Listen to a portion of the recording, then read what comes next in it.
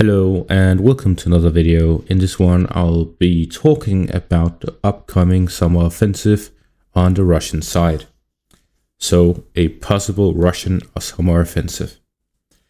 To cover this topic, which is very broad, and it is something that could possibly happen, which means that we are going to delve into speculation, but I'll be doing my best to get a proper educational guess as to if it happens, what would the objectives be, how many units would the Russians need, where would they attack based on the geography, what strategies would they use, how would the logistics work, what risks are involved with launching such an offensive, and what would the outcomes and consequences be of such an offensive.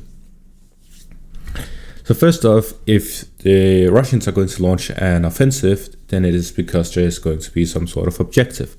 They need to achieve something with that offensive.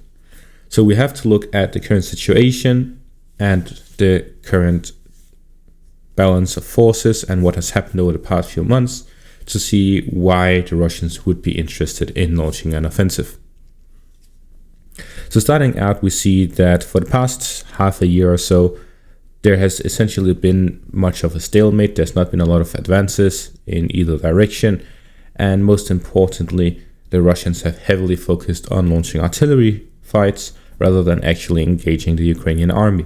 So throughout these 6 months, the Russians have tried to grind down the Ukrainian forces, especially around Bakhmut, which was dubbed the meat grinder of the war, as both sides lost a lot of units, but especially the Ukrainian side had a lot of casualties, according to personal testaments as well as a general understanding of the battle.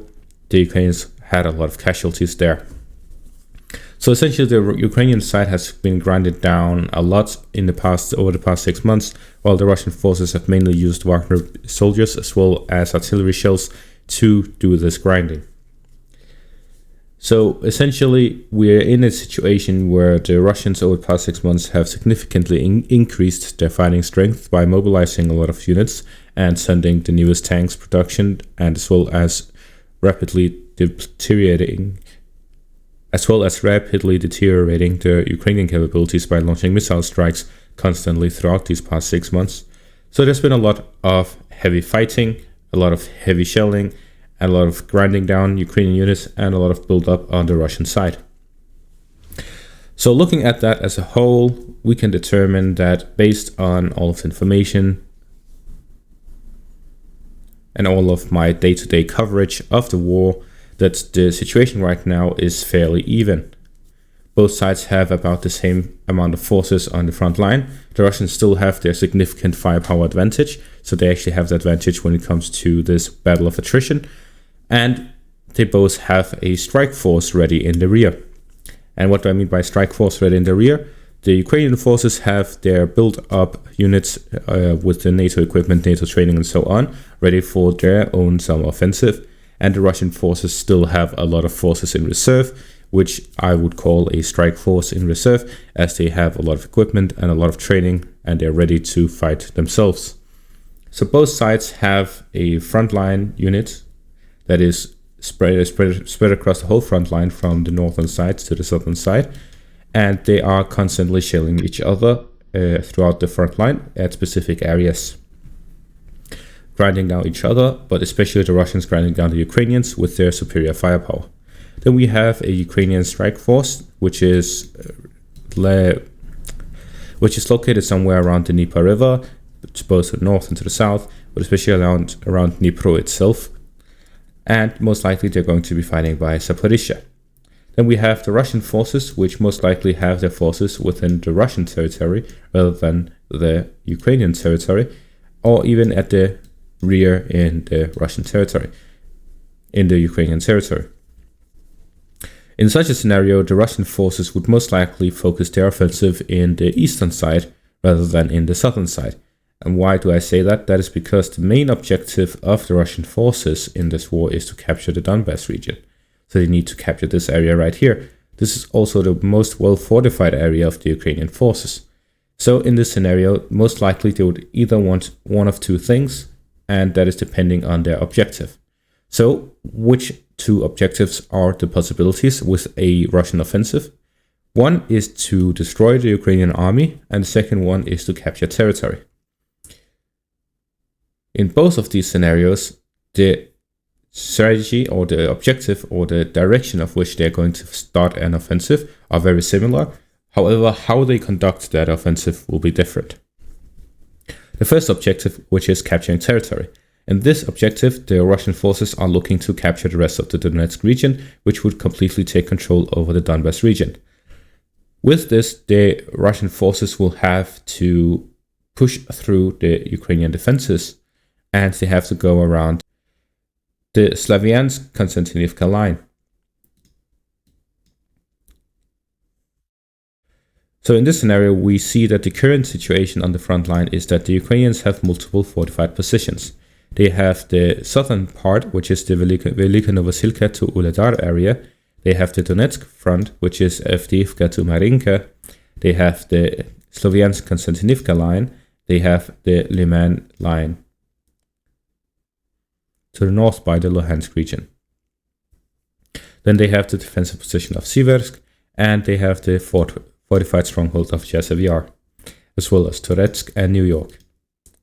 So we can see in these areas that there are multiple important factors. The first one is that the Ukrainians have essentially the whole front line completely fortified.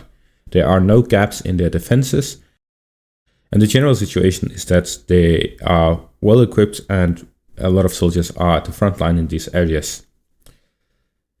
So looking at this, we would see that if the Russian forces wanted to capture territory, then they would need to fight least amount of possible while taking the most amount of territory possible.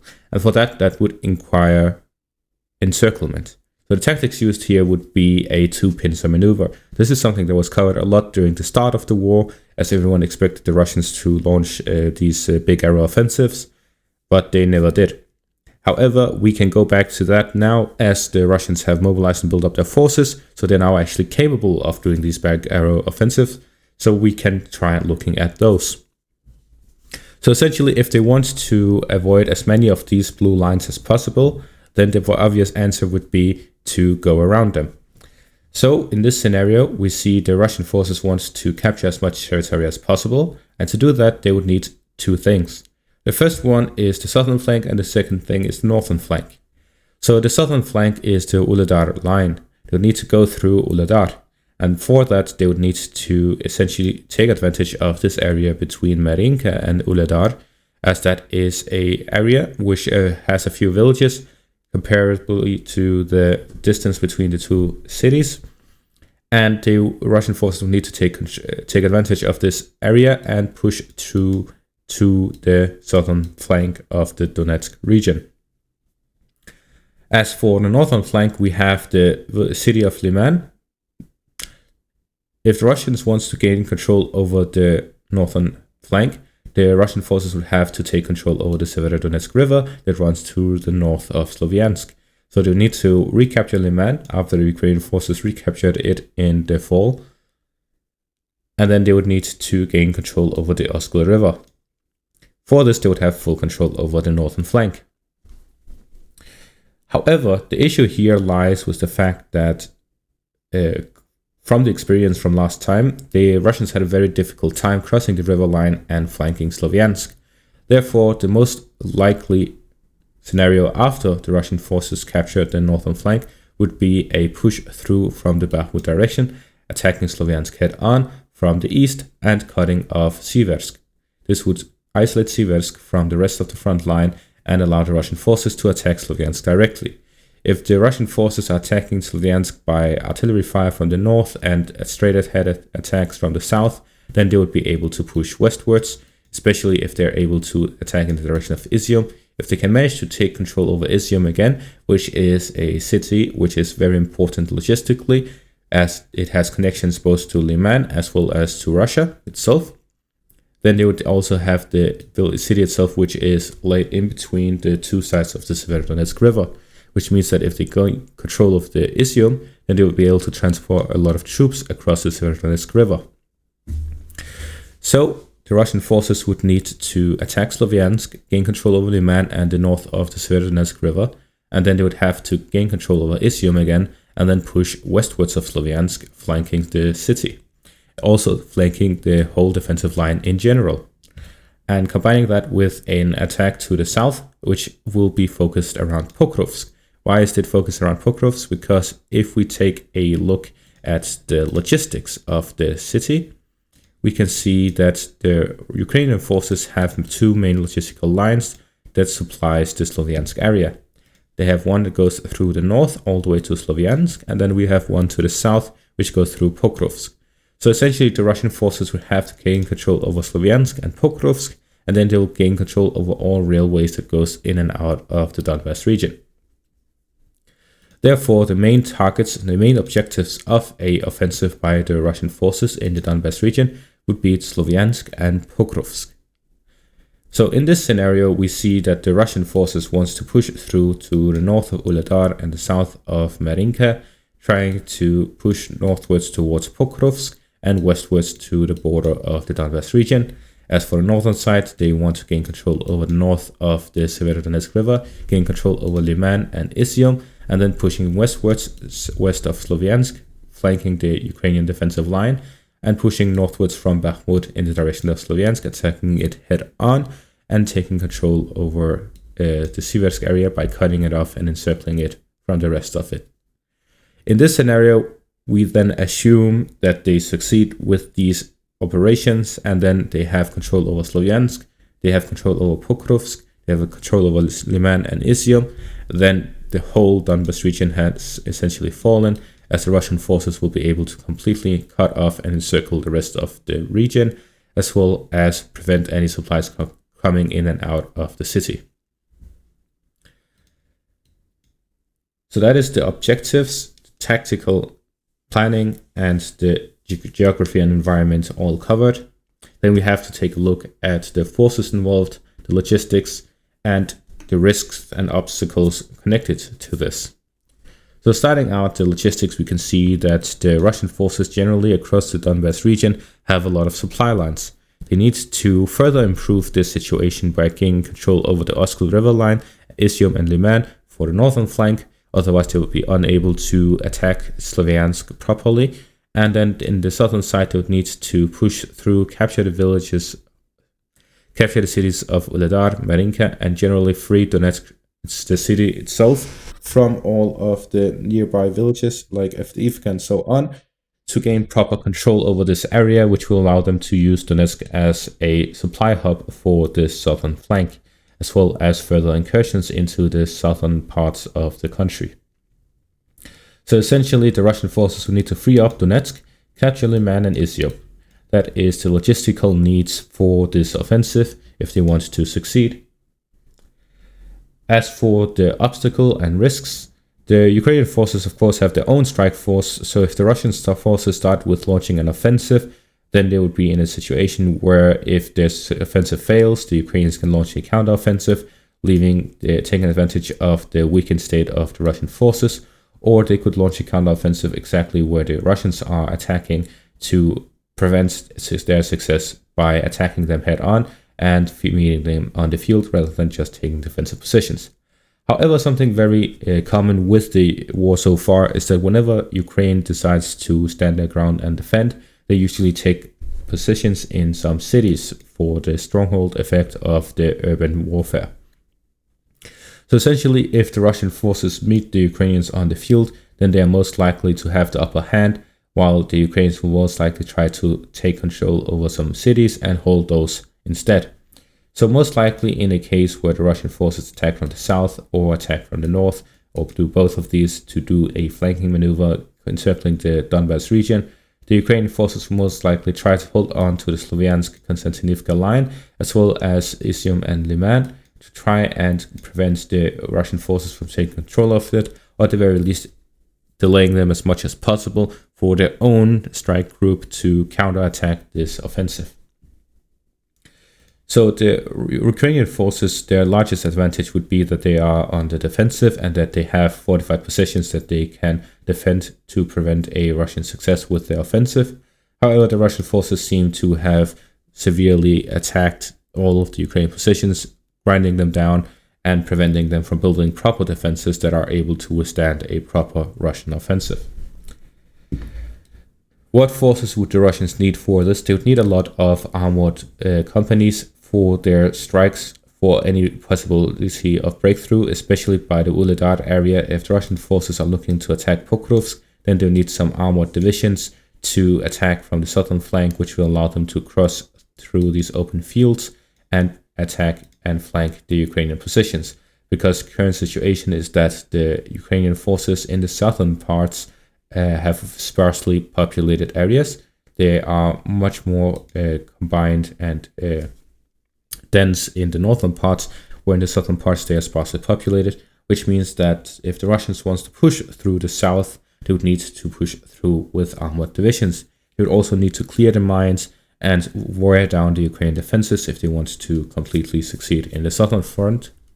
As for the northern front, there's a lot of river crossings and forest areas, which means that the Russian forces would need a lot of their air defense, and they would need a lot of air support to gain control over the forest lines and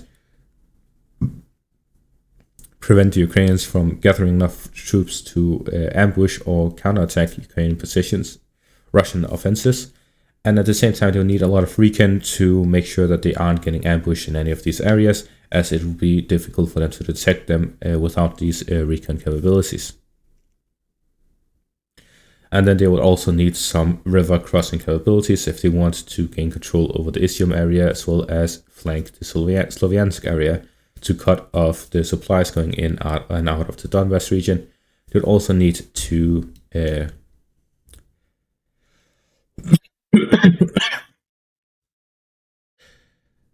They would also need to gather a lot of armored divisions here to the north, as they would need to push through the open fields by the east and the west of the Oska river line. We can see that these are open fields, while in the southern parts there's a lot of forest lines, which means that for the northern parts they would need armored divisions to push through these locations, and as for the southern parts they'll mainly rely on their air power.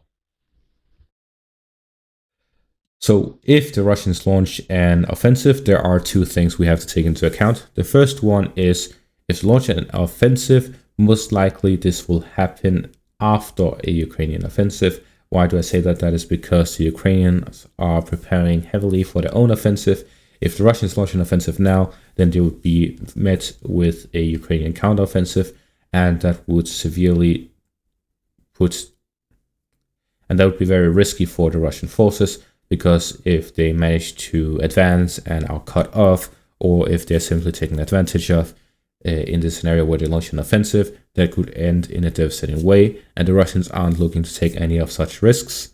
So in this scenario, most likely they'll wait until a Ukrainian offensive before they will launch their own.